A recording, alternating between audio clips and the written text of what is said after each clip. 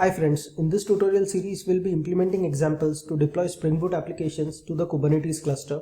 In one of the previous tutorials we had a look at the Kubernetes architecture. In this we saw what is Minikube and kubectl. So Minikube is a single node Kubernetes cluster while kubectl is a Kubernetes command line tool which is used to give commands to manage the Kubernetes cluster. In this tutorial we'll be installing Minikube and kubectl on Ubuntu, which we got up and running in the previous tutorial.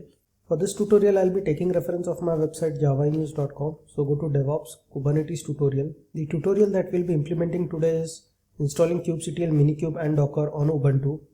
In a previous tutorial, we looked at the Kubernetes architecture. So you can go through this tutorial here. We have the YouTube video in which we discuss the Kubernetes architecture. So we saw what is the need for Kubernetes and also we looked at the Kubernetes architecture. What is Kubernetes composed of? It has the master components and the node components. Also we looked at the Kubernetes deployment. So there are two types. One is the single node setup and the other is multi-node setup. So for this tutorial series we'll be following the single node setup. So we'll be having a single node Kubernetes server, which in our case is Minikube, which we'll be installing in this tutorial. Also to manage this single node Kubernetes cluster, we'll be giving commands using kubectl, which is nothing but a Kubernetes command line tool. So we'll also be installing the kubectl in this tutorial. Let's begin the implementation part. So previously we had installed Ubuntu on Windows using WSL. You can go through this tutorial here. We'll be using this Ubuntu terminal for creating the Minikube Kubernetes cluster. So we have already done this. So here we'll be having Ubuntu. So here we have the Ubuntu terminal. I'll be making use of the sudo command to make myself a root user. The password is javanews. To install Minikube, we'll first need to download the Minikube installables. So this is the command for it. So copy this. And here I'll create a new folder maybe. Inside this I'll download the Minikube installable. So here using the curl command we have downloaded the Minikube installable. Do ls. Next we'll need to install this installable.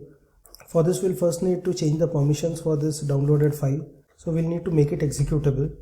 The command for this is chmod +x, the name of the file. So now it has become an executable. You can see the change in color. So let us now install Minikube. So for this we'll be making use of the install command. So Minikube Linux AMD64, and also we'll be copying the executables to the bin folder. So copy this command. We now do which Minikube. So yeah, it is giving us the location of the Minikube in the bin folder. So it has been successfully installed. Let us now try to start Minikube.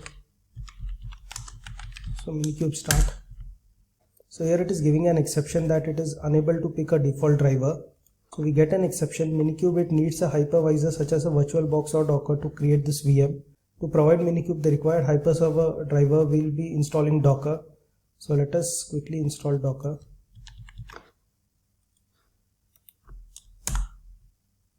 So we are making use of the snap command to install Docker. So here Docker has been installed. So now do Docker fn-version. It will give us the Docker version. Now let us again try to start Minikube. So here we are again getting an exception, but this time the exception is different. It is able to get the drivers correctly. The only thing is that along with the start command, we'll also need to use this parameters force.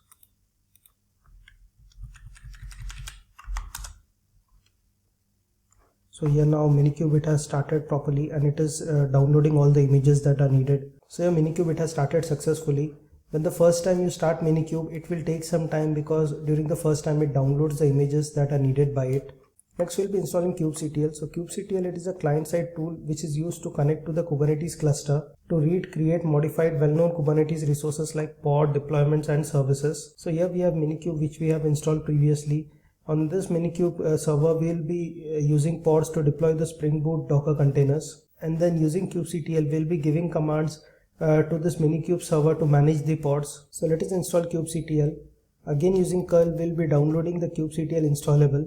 So this kubectl installable, it is already an executable, so we do not need to install it. Instead, we need to change the permissions using chmod +x to executable, and then just copy it to the user local bin folder. So let us first download this kubectl. So yeah, kubectl, it has been downloaded successfully. Next we'll change its permission to executable. So chmod +x kubectl, and finally we'll need to copy this executable to the user local pin location. So now do which kubectl. So yeah, kubectl, it has been successfully installed.